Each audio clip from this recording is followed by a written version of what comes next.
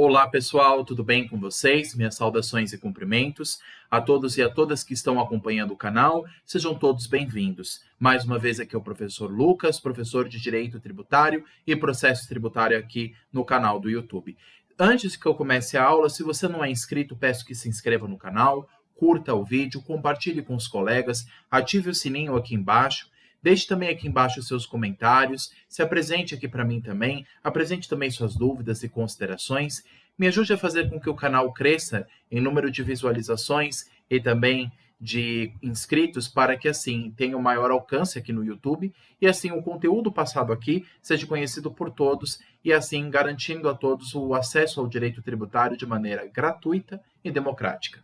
Pessoal, vamos então continuar a nossa jornada de estudos nessa etapa final em preparação para a primeira fase do 40º Exame de Ordem, que vai ser nesse domingo agora.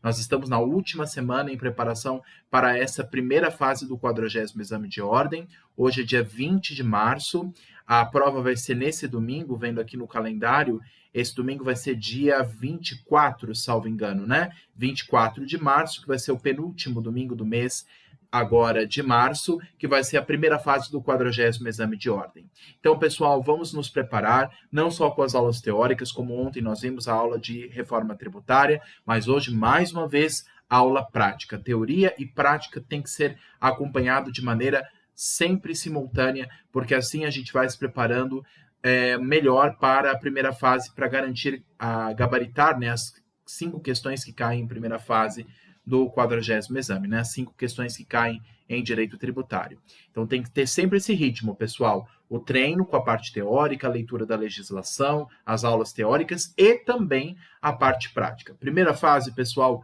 não tem como fugir disso. É leitura de questões, porque assim vocês vão saber como a banca FGV ou OAB gosta de perguntar sobre cada um dos temas em direito tributário, tá bom? Então, pessoal, eu vou deixar minha imagem aqui no lado, vou ampliar aqui os slides de apresentação para a gente começar mais uma vez o nosso treino em preparação para a primeira fase do 40º exame. Vamos começar? Vamos lá, então. Deixando aqui no lado, ampliando aqui o PowerPoint. Muito bem, pessoal. Hoje nós vamos ter uma análise de mais um exame de ordem que caiu, né, organizado pela banca FGV. Nós analisamos os exames mais recentes, analisamos os exames que caíram em 2023, 2022, e agora vamos pegar um exame que caiu em 2021. Eu sempre começo pela ordem crescente. Nós vimos o 39º, 38º, 37º, 6º, 5º, 4º, e agora vamos ver o 33º exame de ordem unificado, organizado pela banca FGV, que ocorreu no final de 2021. Peguei a prova tipo 1 para a gente analisar as 5 questões em direito tributário dessa prova e entender o que foi questionado em cada uma delas. Tudo bem? Vamos começar então. Perfeito. Tirando aqui o slide de apresentação. Como eu falo, pessoal, uma pena que a minha imagem aqui fica muito grande e ela tampa uma parte da questão. Primeiro a gente vai ler o enunciado, depois quando a gente lê as alternativas A, B, C e D, eu tiro a minha imagem, basicamente como eu faço aqui, eu tiro a minha imagem para a gente analisar a questão em conjunto, tá bom? Primeiro vamos ler em conjunto o enunciado e depois ver as alternativas. Vamos lá, então. Um carregamento de computadores foi abandonado no porto pelo importador, que não chegou a realizar o desembaraço aduaneiro dentro do prazo previsto na legislação tributária. Por isso, a autoridade tributária, após o devido processo legal, aplicou a pena de perdimento e realizou leilão para a alienação dos computadores. Diante dessa situação, a base de cálculo do imposto sobre a importação incidente na hipótese será o valor de... Pessoal, antes da gente ver as alternativas. O que está acontecendo aqui? Nós já vimos essa hipótese quando a gente estudou sobre o imposto de importação. Eu tenho uma aula aqui no canal, uma aula teórica só falando dessa matéria do imposto de importação. Basicamente o seguinte, o que é o desembaraço aduaneiro? O desembaraço aduaneiro, pessoal, é o seguinte, é um ato administrativo praticado pela autoridade fiscal competente, no caso pela Receita Federal, que vai permitir a devida entrada do produto estrangeiro em território nacional. Essa entrada regular de importação, né, de produtos estrangeiros que chegam em território nacional, sejam pelos portos ou aeroportos, quando entram no Brasil, eles devem ser apreciados, analisados pela Receita Federal. E, claro, vão ser inspecionados por outros órgãos federais, como o Ministério da Fazenda, o Ministério da Agricultura, quando se trata de alimentos, por exemplo. E, nesse caso, nós também temos a questão dos computadores, que também vão ser analisados pela Anatel, pela Agência Nacional de Telecomunicações, também por outras agências que atuam em conjunto com a Receita Federal nessa fiscalização. Mas a Receita Federal que vai dar início a essa entrada regular da mercadoria, que se chama desembaraço aduaneiro. Então, aqui entrou alguns computadores, não sei de qual país, mas entrou no Brasil. E aí, o que aconteceu? O importador, o que ele não fez? Ele não realizou a devida declaração, né? O que aconteceu aqui foi isso. Aliás, não somente ele não fez a declaração, como também ele abandonou os produtos no porto. Olha só, a questão diz assim: o carregamento de computadores foi abandonado no porto pelo importador. Portanto, ele não fez a declaração e não participou desse desembaraço aduaneiro dos produtos. Por isso, a autoridade tributária apreendeu esses bens. Então, como esses bens não foram declarados, eles foram apreendidos pela Receita Federal. Aí, o que o governo faz? Já que o dono desses bens não fez a devida importação, ele vai pegar esses bens, a Receita Federal, e vai leiloar. Ele vai negociar no mercado público, por meio desse processo que se chama processo de leilão.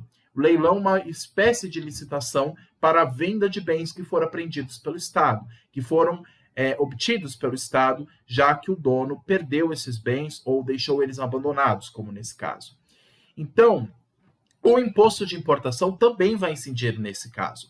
Mesmo que esses produtos não tenham sido declarados pelo importador real, quando eles são apreendidos pela Receita Federal, a Receita vai leiloar esses bens, não só no seu valor em si, que vai ser leiloado, mas também incidindo o imposto de importação sobre este valor. Só que o imposto de importação que vai incidir sobre esse valor não vai ser em si o valor da mercadoria propriamente dito, mas vai ser o valor que foi leiloado, ou seja, o valor da arrematação dos bens. Aí nós temos como alternativas aqui. Aí eu vou tirar a minha imagem. Com base em qual valor que vai incidir esse imposto de importação? A, valor do mercado dos bens. B, da arrematação. C, arbitrado pela autoridade tributária. Ou D, estimado dos bens, deduzindo os custos com armazenagem e a comissão do leiloeiro público. O gabarito oficial dessa alternativa, segundo a FGV, é a alternativa B de bola, da arrematação.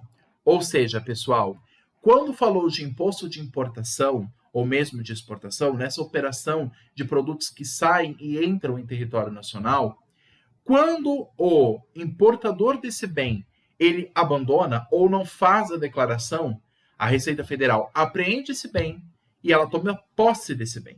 Mas ele depois vai ser leiloado, ele vai ser negociado no mercado público. Aí no leilão vai ser feitas as ofertas, né? Nós temos 10 computadores aqui. O primeiro lance é de 10 mil reais. Aí apresenta um outro assim, eu pago 15 mil. Aí vem o outro, eu pago 20 mil. Dou-lhe uma, dou-lhe duas, dou-lhe três. Ou seja, um leilão que é feito. Não sei se vocês já participaram de um processo de leilão, de negociação de bens.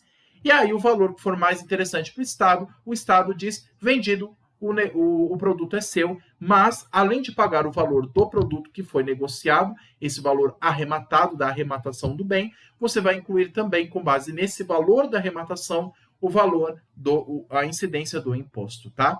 Por que não é negociado o valor em si da mercadoria? Porque muitas vezes, como a mercadoria não foi devidamente declarada ao fisco, como o fisco apreendeu um bem que não foi declarado pelo contribuinte, e ele não tem como saber o valor exato que o contribuinte pagou no exterior, inclusive porque o contribuinte não declarou o produto, inclusive também nem apresentou nota fiscal ou um comprovante, um recibo, que pudesse dizer exatamente o valor daquele produto, ele faz um estimado daquele produto e aí, com base nisso, ele vai negociando no mercado público. E aí, nessa negociação, com base nela, vai ser obtido um valor aproximado e que vai ser mais interessante para o Estado. E esse vai ser o valor da arrematação. E aí vai ser adquirido por um comprador que vai estar participando desse processo de leilão compra este bem que vai ser negociado no mercado público, que é o valor da arrematação, e aí, somado a isso, você incide o imposto de importação. Aí, nesse caso, ele não tem em si o valor do mercado, o valor do bem propriamente, mas será o valor negociado, um aproximado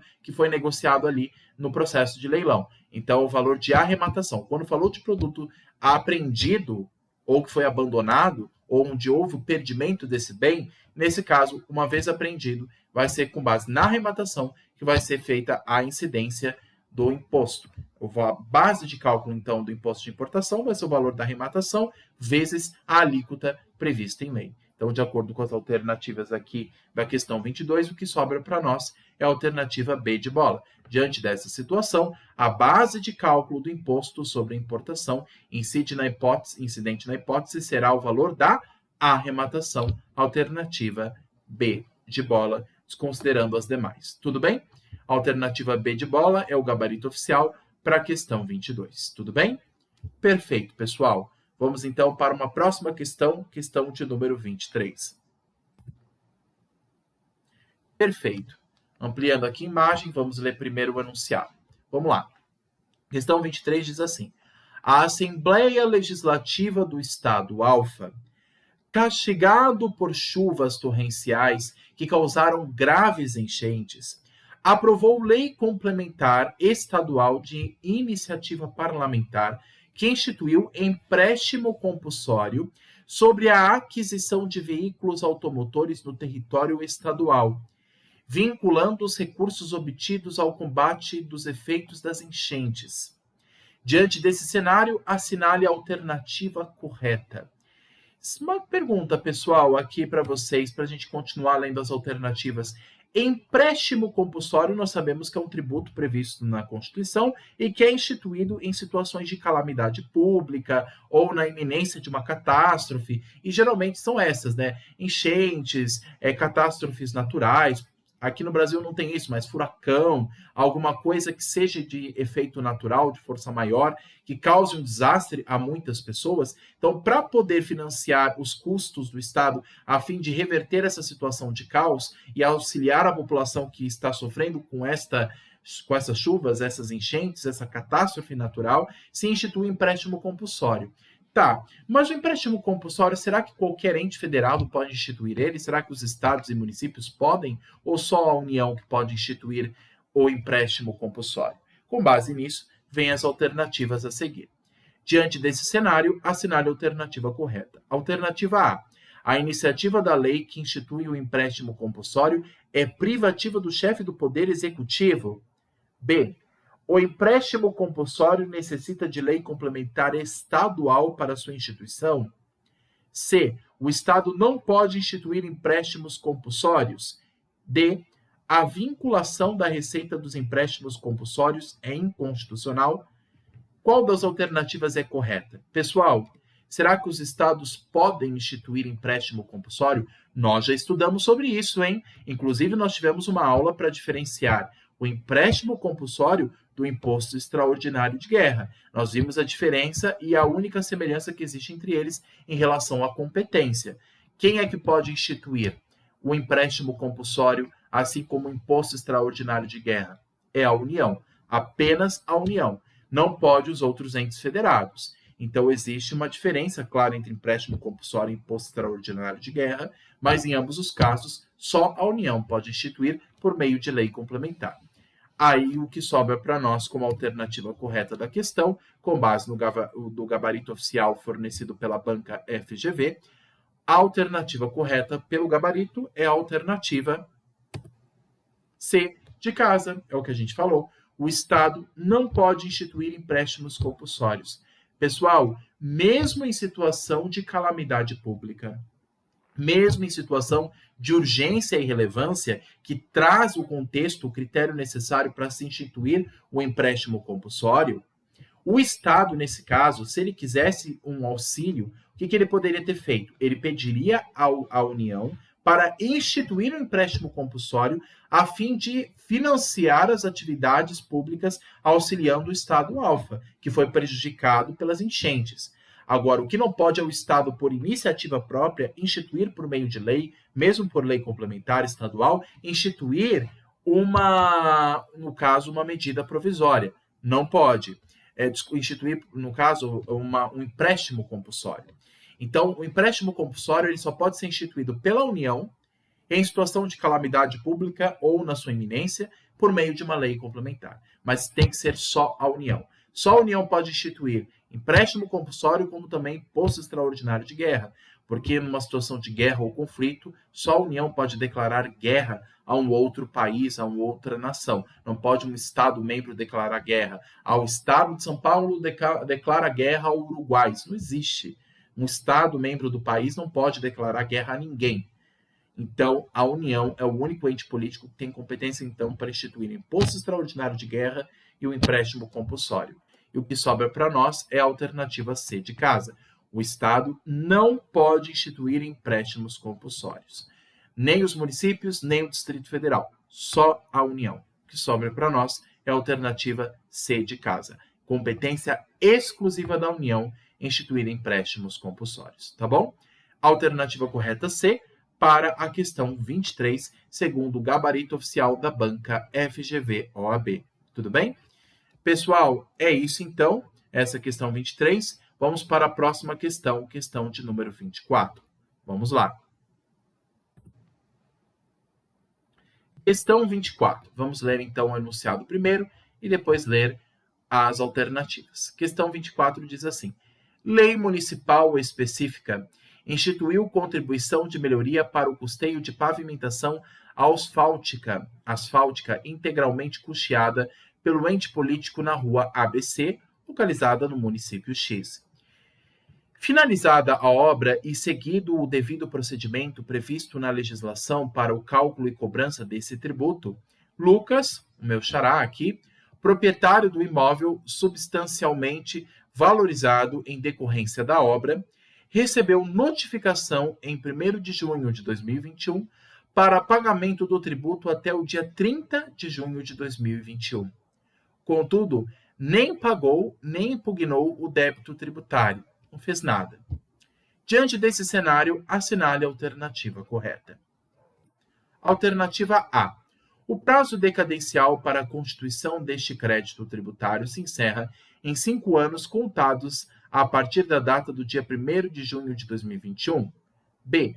O prazo decadencial para a constituição deste crédito tributário se encerra em 5 anos contados a partir da data do dia 30 de 6 de 2021. O prazo prescricional para a cobrança deste crédito tributário se encerra em 5 anos, contados a partir da data do dia 1º de junho de 2021. E D. O prazo prescricional para a cobrança deste crédito tributário se encerra em 5 anos, contados a partir da data do dia 30 de junho de 2021. Pessoal, nós já estudamos a diferença entre prazo decadencial e prazo prescricional. O prazo decadencial vem antes do lançamento tributário e o prazo prescricional depois do lançamento. Então, desde a instituição, desde a prática do fato gerador até o lançamento tributário, há um prazo de 5 anos para que o Estado constitua o crédito tributário por meio do lançamento. Depois disso, uma vez feito o lançamento, o fisco tem mais 5 anos para propor uma ação de execução fiscal em face do contribuinte devedor, caso ele não pague aquele tributo que foi inscrito em dívida ativa. Então, do lançamento até a propositura de uma ação de execução fiscal, o fisco tem mais 5 anos, que aí é o prazo prescricional. E nós temos 2 datas aqui distintas que ele está perguntando com base nelas. Nós temos o dia 1º de junho de 2021, quando ele recebeu a notificação, e o pagamento do tributo, o prazo é até o dia 30 de junho de 2021. Contudo, já passou esse prazo do dia 30 de junho para fazer o pagamento do tributo. Ele não pagou e nem impugnou o débito tributário, ou seja, ele não apresentou nenhuma defesa judicial e nem administrativa. Ele não propôs nenhuma ação de impugnação do lançamento tributário, ou seja, o contribuinte ficou inerte. E aí, com base nisso, quando que se conta o prazo correto? A partir do momento que ele é notificado ou a partir que se encerra o prazo para o pagamento do tributo? Com base nisso, o gabarito oficial dessa questão, 24, segundo a banca OAB-FGV, dessas 4 alternativas, o gabarito oficial é a alternativa D de dado. O prazo prescricional para a cobrança deste crédito tributário se encerra em 5 anos contados a partir da data do dia 30 de junho de 2021. Por quê? Porque é o seguinte, pessoal, a lei diz que uma vez que o contribuinte é notificado do lançamento, ele tem um prazo de 30 anos. Desculpa, de 30 dias. Falei errado. Então, uma vez que o contribuinte recebe uma notificação de lançamento tributário, o contribuinte vai ter que ter duas opções. Ou ele paga o tributo e já encerra a obrigação tributária, ou ele vai por meio da via judicial ou administrativa para questionar aquele tributo instituído. Então, eu recebi a notificação de pagamento de um imposto, por exemplo, eu, Lucas, de um imposto, vamos supor, do IPTU. Só que aí eu vou ter um prazo para isso. Eu tenho um prazo por lei, prazo de 30 dias. Uma vez notificado, eu tenho 30 dias para pagar o tributo ou impugnar na via administrativa ou judicial. Ou eu proponho uma ação de impugnação em lançamento tributário, ação de impugnação do lançamento tributário na esfera administrativa, ou eu proponho uma ação anulatória de débito fiscal na esfera judicial, ou uma ou outra, ou eu faço o pagamento. E para isso eu tenho um prazo de 30 dias para obter alguma ação. Agora, se eu não fizer nada, nem pagar e nem propor defesa, simplesmente ficar inerte, passado esse prazo de pagamento, é que conta o prazo para propor uma ação de execução fiscal. Então, pessoal, ele vai ter um prazo, que é um prazo de 5 anos, que conta, pessoal, a partir do último dia para ele pagar.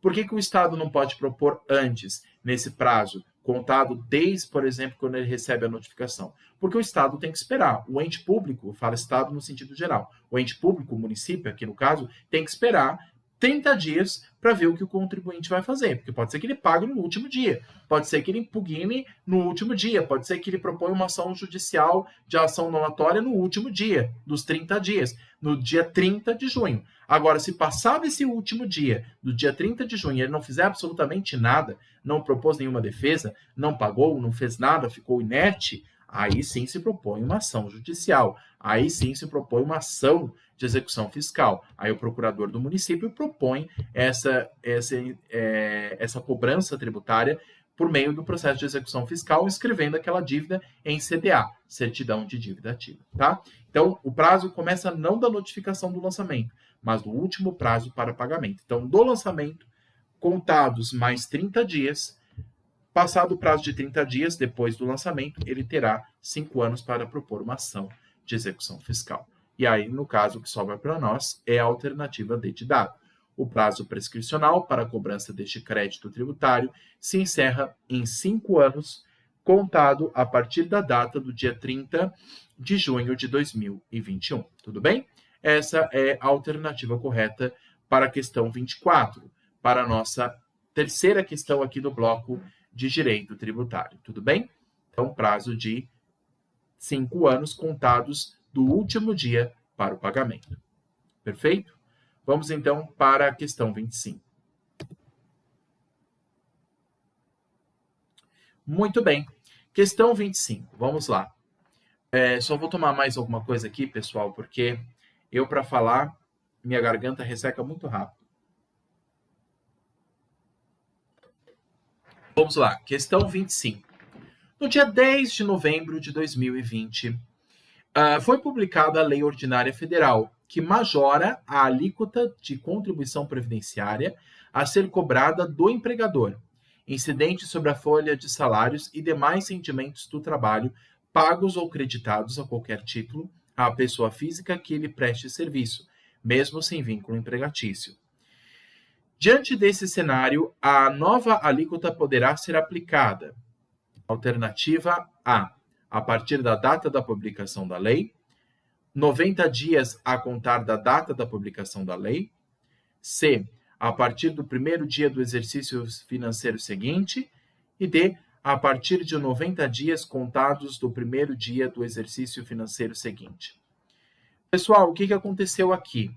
Houve a instituição de uma nova alíquota para uma contribuição previdenciária. Houve uma majoração, um aumento desta alíquota que foi instituído em lei.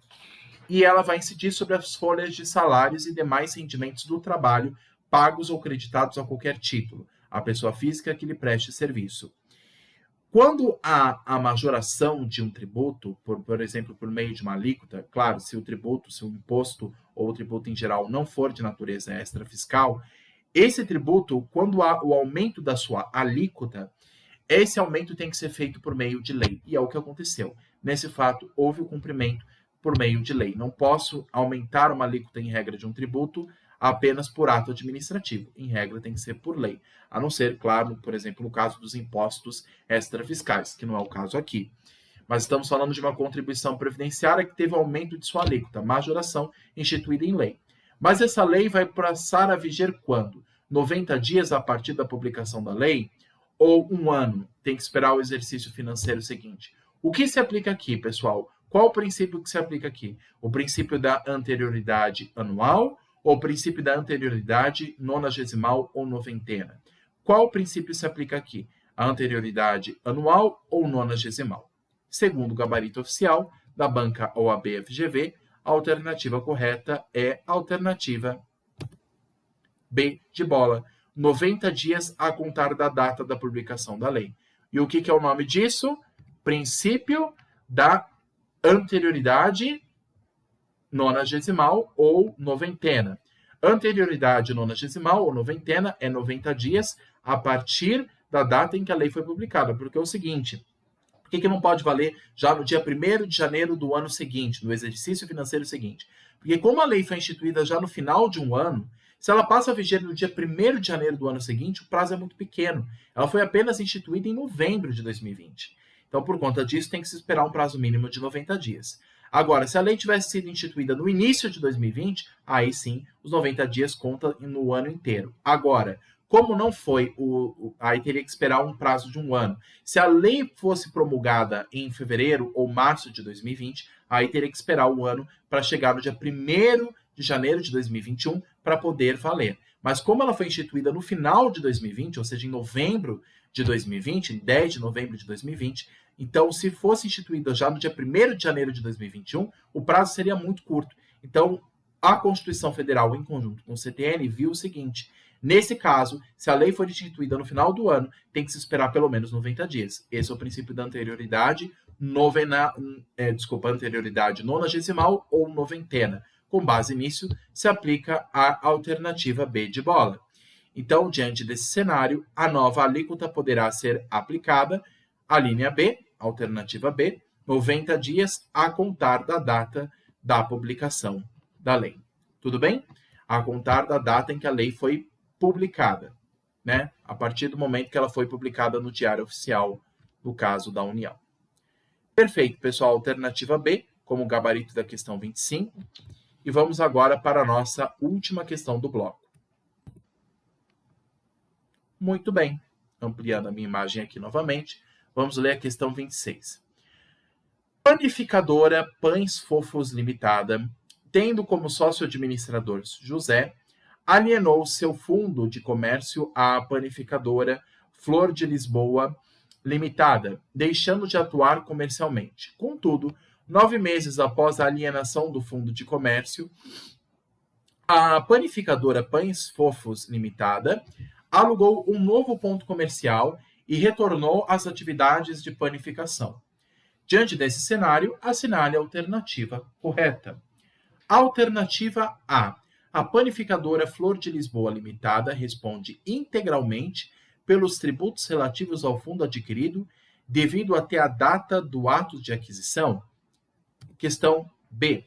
Ambas as panificadoras respondem solidariamente pelos tributos relativos ao fundo adquirido devido até a data do ato de aquisição. A panificadora Pães Fofos Limitada responde subsidiariamente pelos tributos relativos ao fundo adquirido devidos até a data do ato de aquisição. E D. A panificadora Pães Fofos Limitado e José, seu sócio administrador, respondem subsidiariamente pelos tributos relativos ao fundo adquirido devido até a data do ato de aquisição. Pessoal, aqui nós temos uma questão de responsabilidade tributária. E quando que um contribuinte vai responder em nome de outro? ou quando, por exemplo, uma empresa responde em nome de outra. O que aconteceu aqui? Nós temos uma empresa chamada Panificadora Pães Fofos Limitada, que tem o seu sócio administrador José. E aí ele alienou o seu fundo de comércio a uma outra panificadora, a uma outra empresa, que é a Flor de Lisboa Limitada, deixando de atuar comercialmente. Então, uma comprou outra empresa. Então, quando uma empresa compra a outra, ela não está somente comprando os seus direitos, mas também adquirindo seus deveres, inclusive dívidas. Aí por isso que vem a questão. Contudo, 9 meses após a alienação do fundo de comércio, a panificadora Pães Fofos Limitada alugou um novo ponto comercial e retornou às atividades de panificação.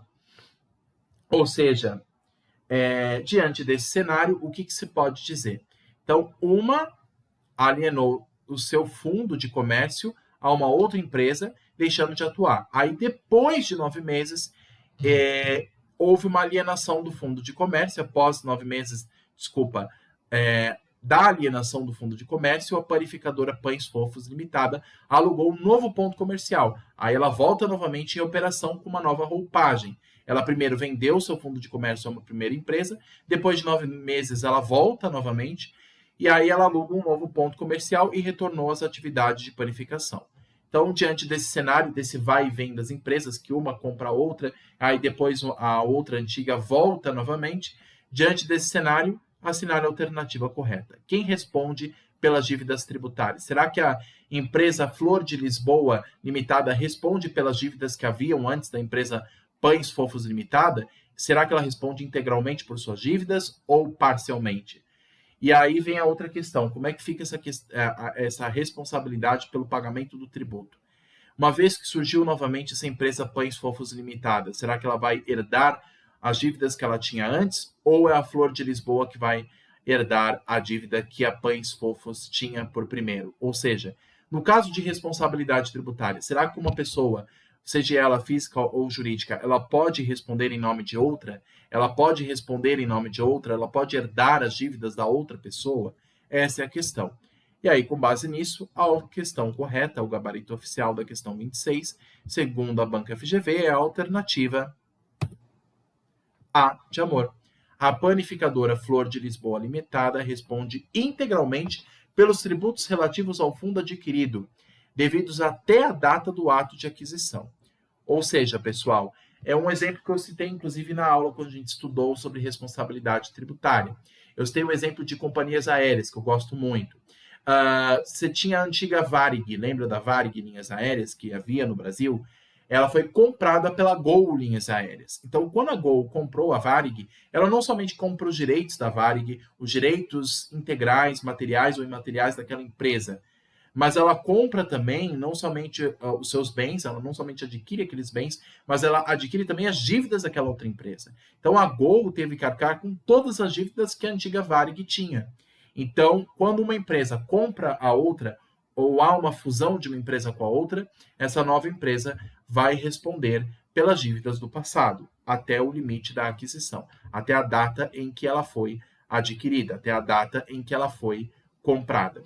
É claro que a Flor de Lisboa não vai responder depois pelas futuras dívidas que a panificadora Pães Fofos for ter. Porque a Pães Fofos ela foi comprada pela Flor de Lisboa e aí depois de 9 meses ela volta novamente ao do futuro, assim. Ela tipo ressuscita. A Pães Fofos foi comprada pela Flor de Lisboa, depois de 9 meses a Pães Fofos volta novamente. Aí esse futuro quem responde é a Pães Fofos. Mas quem responde pelo passado é a Flor de Lisboa, porque ela comprou as Pães Fofos no passado, então ela responde até a data da aquisição, ou seja, até a data da compra de uma empresa por outra. Então, nesse caso, o gabarito é a questão do gabarito da questão alternativa A.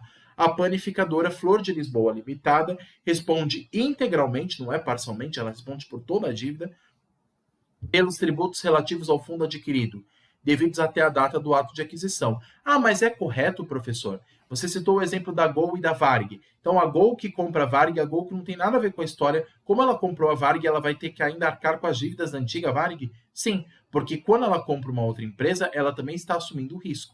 não somente o risco do negócio, né, na parte empresarial, mas o risco também tributário. As dívidas que aquela empresa tinha vai ser herdada pela nova empresa que comprou aquela anterior.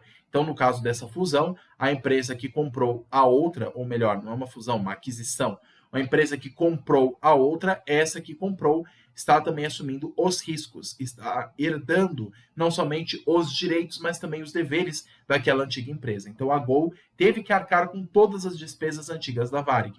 E aí, nesse caso, a Flor de Lisboa, a mesma coisa, ela arcou com as dívidas antigas das Pães Fofos Limitada, até a data da aquisição. Aí, depois disso, passou um tempo, e aí a Pães Fofos volta a ser uma empresa independente. Aí, nesse caso, no futuro, quem responde é a Pães Fofos. Mas no passado, a Flor de Lisboa responde de maneira integral pelas dívidas antigas da Pães Fofos, porque ela comprou essa empresa sabendo do risco que ela tinha com base nas dívidas do passado. Tudo bem? Então, o gabarito oficial é a questão A. A panificadora Flor de Lisboa Limitada responde integralmente pelos tributos relativos ao fundo adquirido devido até a data do ato de aquisição. Alternativa A, gabarito para a questão 26. Tudo bem? Perfeito, pessoal. Essa é a última questão do bloco, tirando aqui do canal. Pessoal, agradeço a todos pela atenção. Espero que a aula de hoje tenha ajudado a treinar mais alguns aspectos do direito tributário. Fico à disposição de vocês no que for necessário. Deixe aqui embaixo as suas dúvidas, as suas sugestões para melhorar o canal. Peço que se inscrevam, curtam, comentem, compartilhem. Me ajudem a fazer com que o canal cresça aqui no YouTube em número de inscritos e visualizações.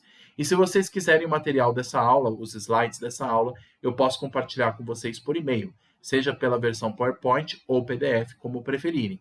Mas deixem aqui embaixo o e-mail de vocês, que se tiverem interesse, eu compartilho esse material com vocês, tá bom? Por e-mail. E aí vocês vão ter mais um material de estudos para a primeira fase do exame da OAB. Tudo bem? Pessoal, eu agradeço a todos pela atenção. Vou tirar aqui os slides de apresentação do PowerPoint. Vou ampliar a minha imagem. E é isso, pessoal. Se vocês tiverem alguma dúvida, alguma sugestão, estou aqui à disposição de vocês no que for necessário, tá bom? E agradeço a todos pela atenção. Bons estudos. Pessoal, perseverem que vai dar tudo certo. Que a primeira fase eu sei que é um momento que todo mundo fica nervoso, preocupado, mas com os estudos que nós estamos fazendo aqui, vai dar tudo certo lá no exame de domingo, tá bom? Dia 24, né? 24 de março, isso. Dia 24 vai dar tudo certo. Mas estudem, mantenham esse ritmo de estudo, que lá na frente vocês vão conseguir a aprovação, tá bom? Pessoal, agradeço a todos pela atenção, bons estudos e até a próxima. Tchau, tchau.